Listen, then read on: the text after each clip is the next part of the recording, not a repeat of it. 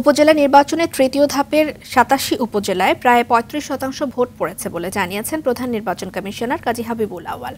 বিকেলে আগারগাঁও নির্বাচন ভবনে প্রেস ব্রিফিংয়ে তিনি এই তথ্য জানিয়ে বলেন, অবাধ ও নিরপেক্ষভাবে নির্বাচন হয়েছে। এবার ১,১৫২ জন প্রার্থী ছিলেন। ইভিএমে ১৬ উপজেলায় এবং বাকিগুলো ব্যালট পেপারে ভোট নেওয়া হয়েছে।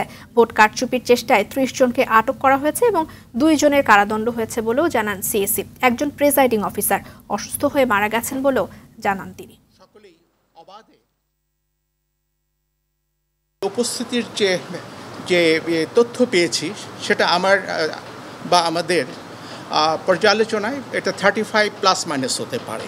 আইনশৃঙ্খলা রক্ষাকারী বাহিনী, ম্যাজিস্ট্রেট তারা তৎপর ছিলেন। ৩০ জনকে আটক করা হয়েছে। তারা ভোট কারচুপির চেষ্টা করেছিলেন। সহিংসতায় তেমন কেউ আহত হন নাই। আমাদের একজন